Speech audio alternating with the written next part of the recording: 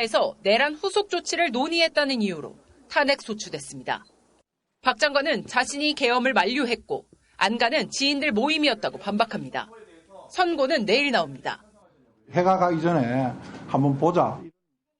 4인방 가운데 이완규, 박성재, 김주현 세 사람은 모임 직후 휴대폰도 바꿔 의심을 더 키우고 있습니다. 법조 실세 4인방이 계엄 이튿날 안가에서 만났다는 점에서 지인 모임이었다는 해명을 고지고대로 받아들이기 힘들다는 지적도 많지만 수사 속도는 더딘 상황입니다. MBC 뉴스 박솔립입니다. 정치팀 김지인 기자와 이 문제 좀 더 짚어보겠습니다. 자, 김 기자. 한덕수 대행이 왜 이렇게 많은 무리수를 두면서까지 이완규 법제처장을 헌법재판관 후보자로 지명했느냐. 결국 윤 전 대통령의 꼭두각시 노릇을 하고 있다. 이런 비판이 많잖아요. 심지어 오늘 국회에서는 인사검증마저 제대로 안 이루어졌다. 속전속결로 군사작전처럼 이루어졌다. 이런 비판이 나왔죠. 네, 맞습니다. 오늘 더불어민주당 장경태 의원의 질의에서 나온 건데요.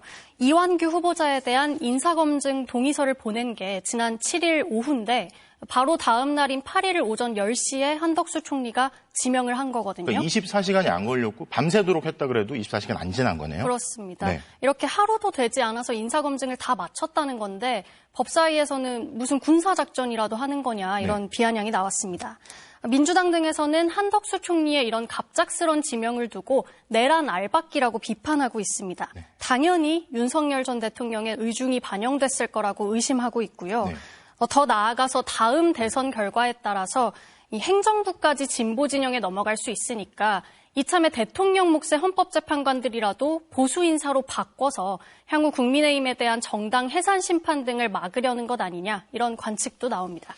자, 그런데 한덕수 대행이 낸 입장문도 이상한 것 같아요. 이렇게 속전속결로 해놓고 이건 내 깊이 고민한 문제다. 그리고 또 자기 스스로 내린 결정이다. 이걸 거듭거듭 강조를 했거든요.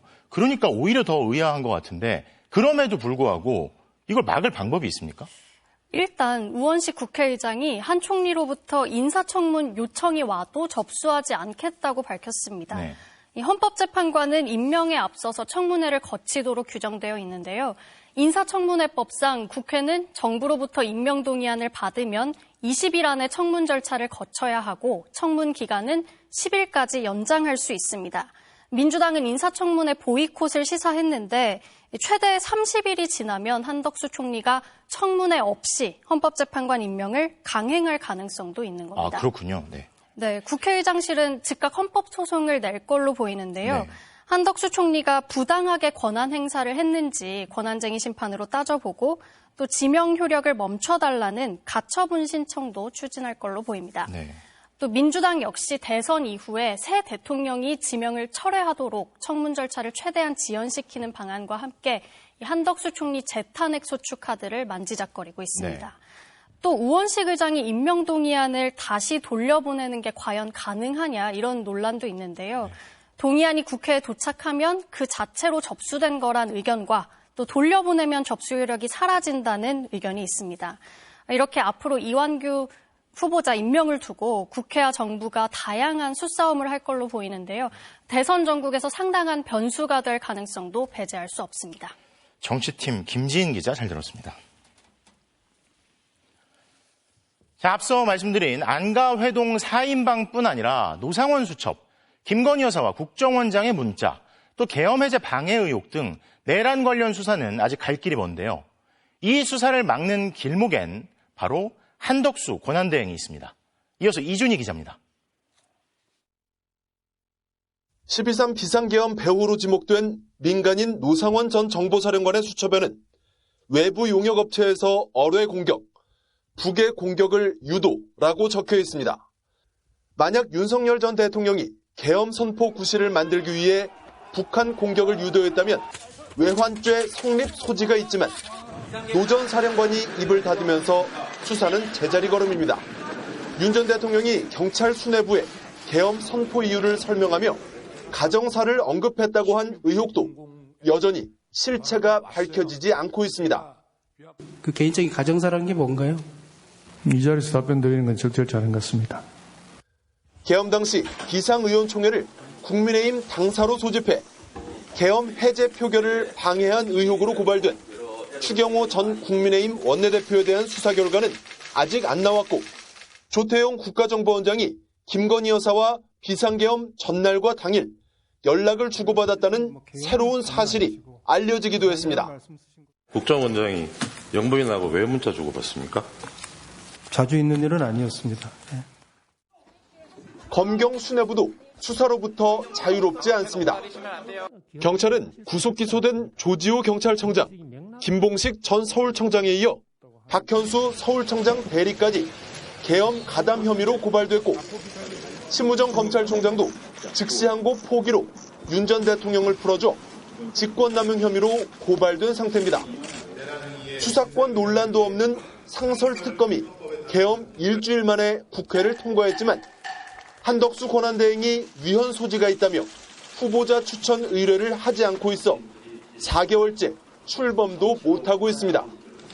지난달 한대행 탄핵 심판 선고에서는 이것이 심각한 헌법, 법률 위반에 해당한다는 소수 의견이 나오기도 했습니다.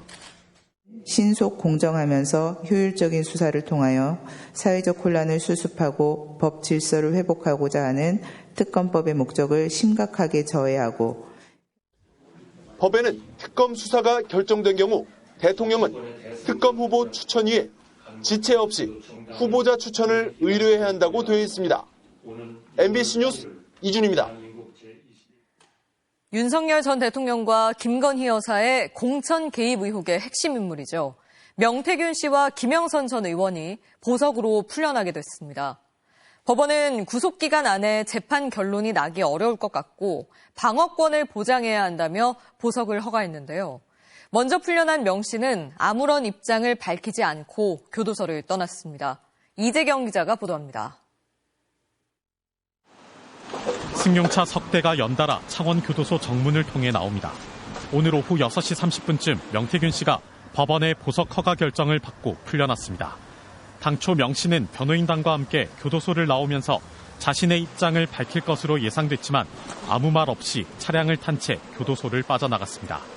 명 씨 측 변호인단은 앞서 지난해 12월 5일 법원에 보석 허가 청구서를 냈습니다. 명 씨가 고질적인 무릎 통증이 있는데도 제대로 된 치료를 받지 못하고 있고 이른바 황금폰 등 주요 증거도 제출해 증거인멸 우려도 사라졌다는 이유에서입니다. 김영선 전 의원 측도 지난 2월 28일 법원에 보석을 신청했습니다. 창원지방법원은 재판 경과를 비추어 볼 때 피고인의 구속기간 안에 공판 종결이 어려울 것으로 보이고 피고인들의 방어권을 보장하는 차원이라며 명 씨와 김 전 의원의 보석을 허가했습니다. 그러면서 보증금 5천만 원에 주거지 제한과 법원 소환 시 출석 의무, 증거인멸 금지 의무 등을 조건으로 제시했습니다. 법원의 이번 보석 허가 결정으로 명 씨는 지난해 11월 15일 창원교도소에 구속된 이후 145일 만에 풀려나게 됐습니다. 다만 김 전 의원은 보증금 납부 절차를 마무리하지 못해 보증금을 납부하는 대로 내일 오전쯤 풀려날 것으로 보입니다. 명 씨와 김 전 의원은 지난 2022년 창원시 의창구 국회의원 보궐선거 공천을 대가로 8천여만 원을 강혜경 씨를 통해 주고받은 혐의로 재판에 넘겨졌습니다. 앞서 이들은 구속 상태에서 세 차례 재판을 받아왔는데 오는 22일 열릴 예정인 4차 공판부터는 불구속 상태에서 재판을 받게 됐습니다. MBC 뉴스 이재경입니다. 파면된 윤석열 전 대통령은 이르면 이번 주 관저를 떠나 예전에 살던 서울 서초구 아크로비스타 아파트로 옮길 예정인데요. 기초단체인 서초구에서 부과하는 보유세, 또 종합부동산세를 내지 않는 혜택을 받게 될 것으로 보입니다. 권위주의 정권 시절 잔재인 구청 조례 때문인데 임기를 다 채운 전직 대통령도 못 누리는 혜택을 파면당한 대통령이 누리게 된 이유를 신수아 기자가 단독 취재했습니다. 윤석열 전 대통령과 김건희 여사가 돌아갈 것으로 알려진 서울 서초구의 아크로비스타 아파트. 기존에 알려진 동호수로 미뤄볼 때 매매가가 30억 원대로 추정됩니다. 164가 요거예요. 63평. 유일하게 방 4개가 나오는 구조가 여기예요. 33억 정도 보시면 돼요. 주택을 가졌으니 기초단체, 즉 구청에는 재산세를 내야 하고 고액주택인 만큼 국세청은 종합부동산세를 부과합니다. 윤 전 대통령 부부 아파트의 재산세는 약 700만 원, 다른 집 없이 1가구 1주택이라면 종합부동산세는 약 200만 원이 예상됩니다. 그런데 윤 전 대통령은 이 세금을 내지 않아도 됩니다. 서초구가 조례를 통해 전직 대통령 거주지에 대해선 재산세를 아예 깎아주고 지방세가 감면된 경우 종부세도 줄어드는 조항이 있어 종부세도 면제됩니다. 지난 1975년 군사독재 시절 제정된 이 조례는 현재 서울 25개 자치구 가운데 서초구와 강남, 송파, 동작 등 13개 구에 남아 있습니다. 박근혜 전 대통령도 파면 뒤 2017년부터 2022년까지 서초구 내곡동 사저에 대한 1,300여만 원 재산세를 내지 않았습니다. 2019년 더불어민주당 소속 서초구 의원들은 법률에 근거 없는 혜택이라며 시대 정신에 맞춰 조례를 폐지하자고 요구했지만 서초구와 국민의힘 측이 전직 대통령 지지자 감정을 자극할 수 있다고 막아섰습니다. 파면된 대통령에게는 경비, 경호 외에는 특혜가 제공되지 않습니다. 재산세라는 공평과세 원칙을 허무는 특권을 준 것도. 서초구청은 자문 결과 조례가 적법하다고 판단해 조례를 유지할 것이라고 밝혔습니다. 문재인 전 대통령이 머물고 있는 경남 양산은 이런 특혜성 조례가 없고 문 전 대통령 측도 재산세를 내고 있는 것으로 전해졌습니다. MBC 뉴스 신수아입니다. 윤석열 전 대통령이 파면되면서 윤 전 대통령 관련 기록물의 이관 작업이 본격 시작됐습니다. 윤 전 대통령 부부의 여러 의혹들과 불법 계엄 관련한 문건들이 대통령 지정 기록물이 되면 15년 이상 공개되지 않을 수도 있는데요. 이걸 결정하는 건 한덕수 국무총리입니다. 게다가 공교롭게도 최근 대통령 기록관장 최종 후보에 대통령실 행정관 출신이 포함된 걸로 확인됐는데 대통령 기록관장을 임명하는 것도 한덕수 총리 손에 달려 있습니다. 이혜선 기자가 취재했습니다. 행정안전부 산하 대통령 기록관이 윤석열 전 대통령 관련 기록물 이관을 위한 현장 점검에 들어갔습니다. 대통령실과 국가안보실, 대통령 경호처 등 28곳이 대상으로 우선 민주평화통일자문회의 등 대통령 직속 자문기관을 찾아 이관 방법 등을 협의했습니다. 대통령 기록관으로 간 일반 기록물은 공개가 원칙이지만 대통령 지정 기록물이 되면 최대 15년간 공개하지 않을 수 있습니다. 사생활 관련 기록물이라면 30년까지도 비공개가 가능합니다. 윤 전 대통령이 파면되면서 기록물 지정은 권한대행인 한덕수 총리에게 넘어갔습니다. 대통령실 용산 이전과 최상병 수사 외압 등 여러 의혹은 물론 비상계엄 관련 문건의 공개 여부를 한덕수 총리가 결정해야 합니다. 지난 2017년 박근혜 전 대통령 파면 직후 황교안 권한대행은 이른바 세월호 7시간 관련 문건을 지정기록물로 결정했고 여전히 공개되지 않고 있습니다. 윤석열 정부의 주요 의혹에 관한 대통령 기록물은 온전히 보존되고 적절히 관리되어야 한다. 공교롭게도 한덕수 총리가 임명하게 되는 새 대통령 기록관장 최종 후보 중 한 명엔 대통령실 출신이 포함된 걸로 확인됐습니다. 윤 전 대통령 취임 직후인 2022년 7월부터 최근까지 대통령실 행정관으로 일해왔는데 이명박 박근혜 정부에서도 대통령 기록관리 실무 책임을 담당한 걸로 알려졌습니다. 윤석열 전 대통령 부부 관련 의혹의 증거가 될 수 있는 주요 문건의 관리도 윤 전 대통령과 함께 일한 측근에게 맡길 수 있다는 뜻입니다. 60일 동안 이번에 기록을 이관받는 과정에서 누락이 있다든가 여러 가지 문제가 많이 발생할 텐데 새로운 신임 관장이 문제를 덮을까 봐 걱정을 하고 있는 겁니다. 대통령 기록관 관계자는 MBC에 대통령실 행정관 출신인 정모 씨 외에 다른 최종 후보 한 명은 구색 맞추기라는 말이 내부에서도 나오고 있다고 전했습니다. 행안부는 다만 아직 신원조회 등의 절차가 남아있다며 임명 시기도 확정되지 않았다고 밝혔습니다. MBC 뉴스 이혜선입니다. 민주사회를 위한 변호사 모임 민변이 오늘 한덕수 권한대행에게 이완규, 함상훈 헌법재판관 후보자 지명 과정을 낱낱이 밝히라며 공개 질의를 했습니다. 한 대행의 기습 지명이 위헌이라는 비판은 헌법 소원과 고발 등 법적 대응으로까지 이어지고 있습니다. 송정훈 기자입니다. 민변이 한덕수 대통령 권한대행에게 보낸 공개 질의서를 통해 헌법재판관 지명 관련 의혹을 해명하라고 촉구했습니다. 먼저 이완규, 함상훈 후보자 지명에 윤석열 전 대통령을 비롯한 대통령실의 개입이 있었는지 물었습니다. 또 지명 전 법제처의 유권 해석을 구했는지, 국무위원 중 반대 의견이 있었는지도 함께 물었습니다. 정치, 법조, 언론계와 원로 의견을 듣고 숙고한 결과라고 언급한 한대행이 어떻게 의견을 취합했는지, 어떤 법률가가 무슨 의견을 냈는지까지 세세하게 따져 물었습니다. 법률가들의 조언을 받았다라면은 할 수 없는 그 상식 밖의 일인데 충분한 법적 검토를 했는지 의사결정이 어떻게 이루어졌는지에 대해서는 당연히 질의를 한대행의 기습 지명에 대한 반발은 법적 대응으로 이어졌습니다. 한대행이 직권을 남용했다는 고발장이 공수처와 경찰에 어제와 오늘 잇따라 접수됐고 헌법소원도 오늘만 4건 헌재에 제출됐습니다. 모든 국민은 헌법과 법률이 정한 법관에 의해 법률에 의한 재판을 받을 권리를 가진다는 헌법 27조 1항을 한대행이 위반해 국민 기본권이 침해됐다는 겁니다.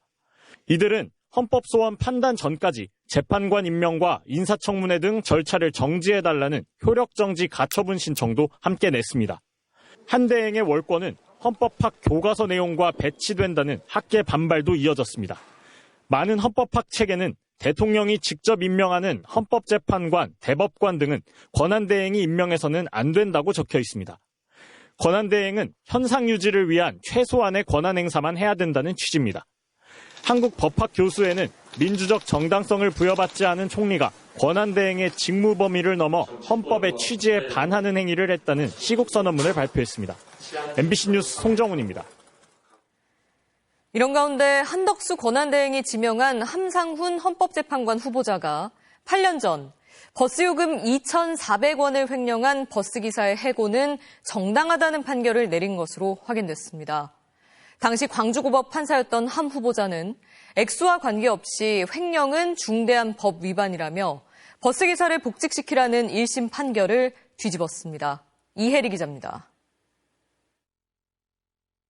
지난 2014년 전주에서 서울까지 운행하는 시외 버스기사였던 이모 씨는 승객 4명의 버스비 46,400원 중 2,400원을 횡령했다는 이유로 해고됐습니다.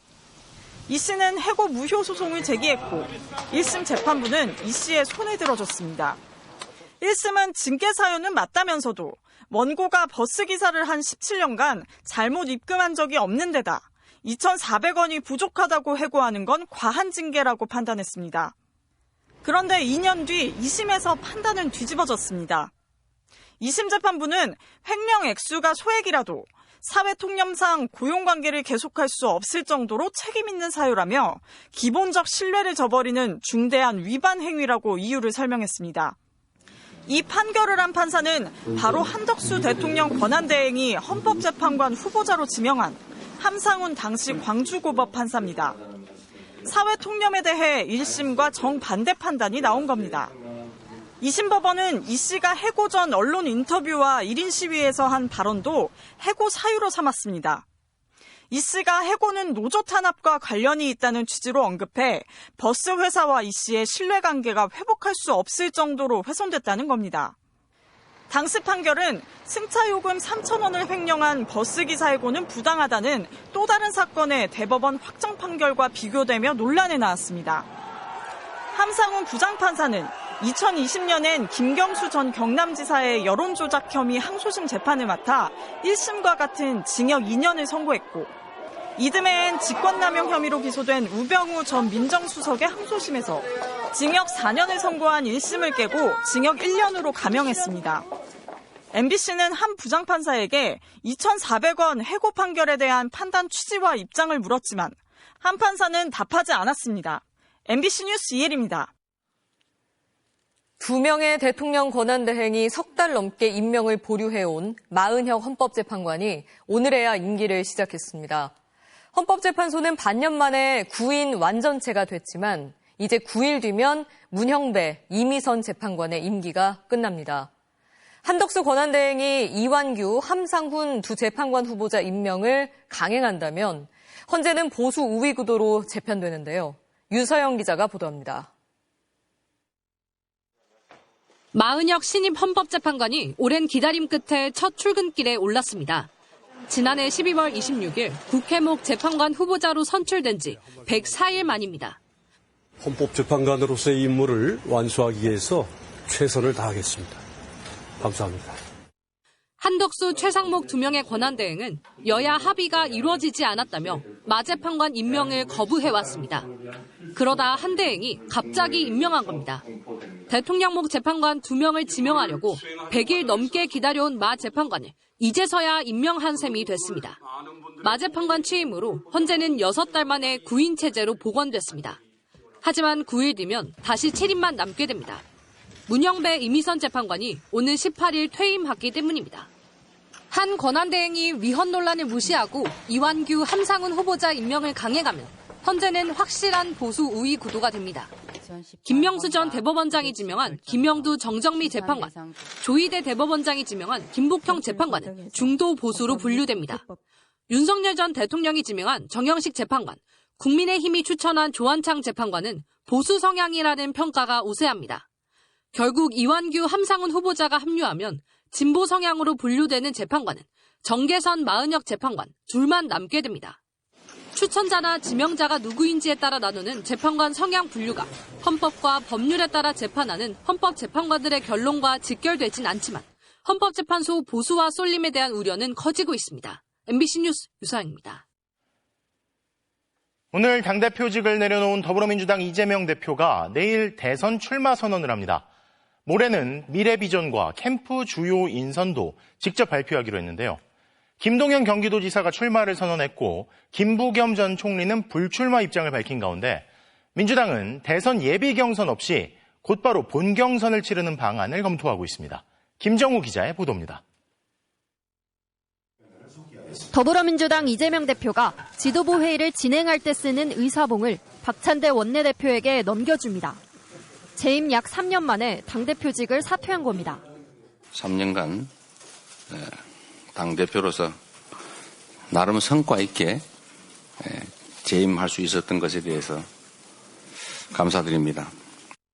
지난 3년은 소설 같았다는 소회를 밝히면서 대권 도전을 공식화했습니다. 국민들께서 과거의 그 역경을 이겨낸 위대한 DNA를 발휘해서 빠른 시간 내에 이겨낼 것으로 믿고 저도 그 역정에 함께하겠습니다. 공식 출마 선언은 내일 합니다. 다른 주자들과의 차별화를 깨하기 위해 국민의 질문에 이 전 대표가 답하는 영상 등을 공개하기로 했습니다. 금요일에는 이 전 대표가 직접 대선 주자로서의 비전과 캠프 주요 인선 등을 발표합니다. 비이재명계 대권 후보인 김동연 경기도지사는 관세전쟁 대응을 위한 미국 출장길에 오르며 인천공항에서 출사표를 던졌습니다. 경제부총리 출신으로 경제위기를 타개할 적임자라는 걸 부각시키려는 의도인데 김 전 지사는 4년 중임 개헌을 위해 당선되면 임기를 3년으로 단축하겠다고 밝혔습니다. 정권 교체만으로는 안 됩니다. 정권 교체, 그 이상의 교체가 필요합니다. 반면 김부겸 전 국무총리는 이번 대선은 제도개혁의 전환점이 돼야 한다며 불출마를 선언했습니다. 김경수 전 경남지사도 이번 주 중 출마를 선언할 걸로 보이는데 그래도 후보가 7명에 미치지 못하는 만큼 민주당은 예비경선 없이 곧바로 본경선을 치르는 방안을 검토하고 있습니다. 경선 방식은 내일 중에 확정한 뒤 당내 의결을 거쳐 다음 주 월요일부터 후보 등록을 받을 걸로 보입니다. MBC 뉴스 김정우입니다. 대선에 나가겠다는 사람만 벌써 10명이 넘는 국민의힘에선 오늘만 해도 김문수 전 장관 등 3명의 후보가 출마를 선언했습니다. 당 지도부는 지난 총선 때처럼 이번 대선 역시 민주당 이재명 전 대표 심판론을 밀고 있는데 이에 대해선 당 원로마저 반성과 성찰이 먼저라는 쓴소리를 냈습니다. 지윤수 기자입니다. 김문수 전 장관은 탄핵 국면에서 많은 국민들이 지지를 보내줬고 그 뜻을 받들기로 했다면서 공식 출마를 선언했습니다. 대한민국을 다시 위대하게 만들어갈 각오로 제21대 대통령 선거에 출마하겠습니다. 윤석열 전 대통령 탄핵에 대해선 결과를 받아들일 수밖에 없다고 수긍했는데 정작 헌재가 위헌이라고 판단한 12.3 비상계엄에 대해선 엉뚱한 논리를 폈습니다. 그 위헌이냐 하는 부분은 그 비상계엄 자체가 위헌이라는 건 아니고 그 방식이나 이런 것이 위헌이다라는 판단이 헌법재판소에서 났죠.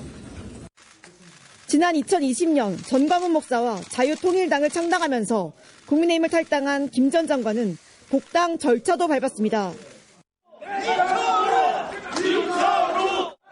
이철우 경북지사는 지지자 200여 명과 함께 출사표를 던지며 자유우파를 구하겠다고 선언했고